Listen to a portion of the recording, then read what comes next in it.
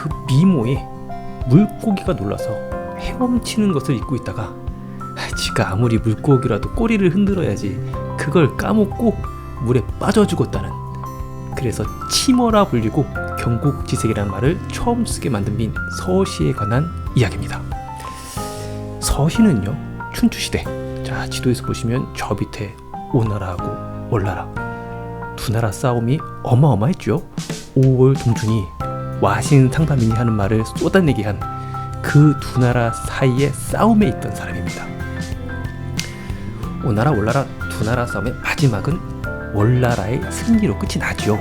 그 월나라의 승리로 끝나기 직전 오나라가 이기고 월나라가 복수의 칼을 갈 때, 그때 상황은 이랬습니다. 월나라에는 왕 구천과 대표적인 신하죠, 범여가 있었고요. 오나라에는 왕 부차 그리고 대표적인 신하 오자서가 있었습니다. 이런 구조로 보시면 되는데, 저기 범여나 오자서도 굉장히 유명한 사람이나 나중에 또 한 번씩 다루게 됩니다. 지금 다루면 너무 길어지니까 일단 이름만 거론하겠습니다. 이때요, 월나라 왕 구천하고 범여는요, 전쟁에서 오나라에 패하고 오나라 왕 부차의 노예나 다름없는 생활을 합니다. 겨우겨우 목숨만 건지고 살다가 풀려나서 월나라에 간 거예요. 얼마나 이가 갈리겠습니까? 그러나 힘이 한참 모자랄 때잖아요. 그냥 쉽게 복수가 안 됩니다. 눈치가 보이니 국력을 몰래 키우고 수많은 전략을 세우게 되는데, 그 전략 중 하나가 바로 미인계입니다. 서시를 오나라 왕 부차에게 보내는 것입니다. 그럼 서시가 누구냐? 자, 서시는요, 본명이 시이광입니다. 근데 왜 서시냐? 서시가요, 아주 시골 출신이에요. 서울은 한강을 두고 위아래로 나뉘잖아요. 근데 서시가 살던 동네는 동서로 나뉘어져 있었어요. 그중 서쪽에 사는 시시의 아이란 뜻으로 서시라 불리게 됩니다. 자, 조금 더 호구 조사를 하면요, 서시의 아버지는 나무꾼이고 어머니도 직업이 있었습니다. 맞벌이였죠. 즉 부자는 아니었어요. 어머니 직업이 뭐냐? 빨래가 직업이었습니다. 그럼 어려서 서시는 뭘 했겠습니까? 당연히 어머니를 따라서 빨래를 하러 댕겼겠죠. 그래서 그 빨래터에서 물고기 몇 마리 가라앉히고 치머라는 별명이 생긴 겁니다. 지금으로 치면 도시 어부 나가면 끝나는 거였어요. 시절을 잘못 태어나서. 자, 아무튼 그런데 이 서씨가요, 병이 있었습니다. 어디는 위장병이라고 하고 어디는 심장병이라고 하는데, 아무튼 그것 때문에 가슴을 움켜쥐고 얼굴을 찌푸리는 습관이 있었습니다. 아프니까. 근데 이게 서시감이 이쁘죠. 이쁘면 뭘 해도 이쁜데, 문제는 동네 안 이쁜 애들까지도 이러면 이쁜 줄 알고 그걸 따라한 겁니다. 지들도 가슴을 움켜쥐고 얼굴을 찌푸려 본 거죠. 이쁘겠습니까? 이걸 보고 서시 빈목이란 말이 생긴 겁니다. 요건 장자에 나옵니다. 장자에는요, 못생긴 여자가 따라 했다가 어떤 사람은 문을 잠궜네, 이사를 갔네 하고 나옵니다. 곧 분수를 모르고 무조건 남을 따라한다는 것을 비하하는 말입니다. 자, 이때 범여는요, 미인계를 위해 전국 각지에서 미인을 찾아댕깁니다. 이때 시골 어디 깡촌에서 세상 천하의 미인을 발견하게 되는데, 그게 서시인 겁니다. 자, 서시를 데려오게 됩니다. 데려는 왔는데 시골 소녀 하이디 같은 서시를 바로 오나라로 보낼 수가 없지 않습니까? 훈련을 시킵니다. 영화에 많이 보셨죠? 여자 킬러들 첩보원도 훈련시키는 거. 서시는 그럼 무슨 훈련을 받게 되느냐? 일단 남자를 홀리는 법. 첩보고 나발이고 오나라의 왕이 넘어가야 뭘 해먹지 않겠습니까? 그것뿐일까요? 얼굴만 예쁘고 뭐 쩝쩝거리고 먹는다든지 이상 야릇한 짓을 하면 안 되니까 예법을 가르칩니다.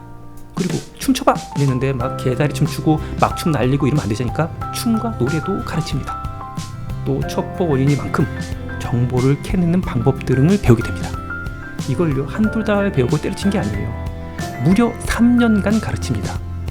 이걸 배우는데 뭐 그때 뭐 방학이 있었겠어요? 주구장창이지? 그럼 지금 대학 4년보다 긴 거예요. 요즘 아이들도 이 정도 안 가르쳐요.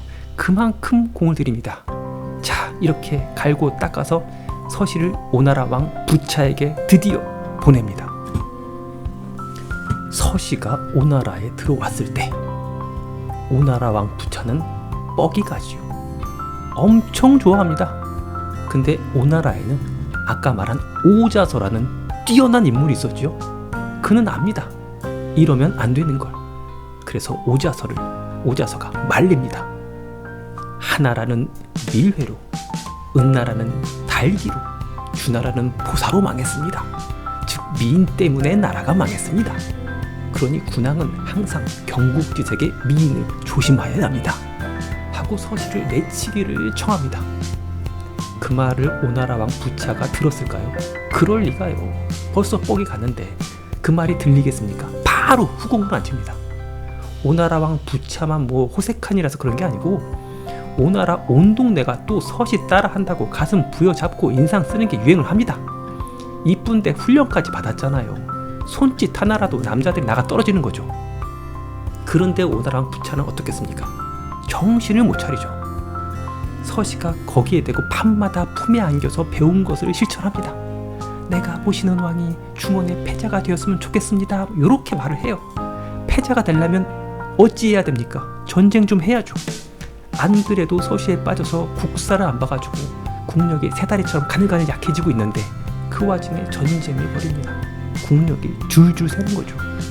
그것만 했을까요? 꼭 하는 거 있지 않습니까? 새집 가는 거. 왕인데 그냥 집이겠어요? 그게 어디 한두 푼 들어갑니까? 새집 들어가서 집들이 해야지. 집이 새 것인데 쓰던 가구 쓸 수 있습니까? 가구가 새 건데 쓰던 이불 덮겠어요? 집이 새 건데 입던 옷이 이쁠까요?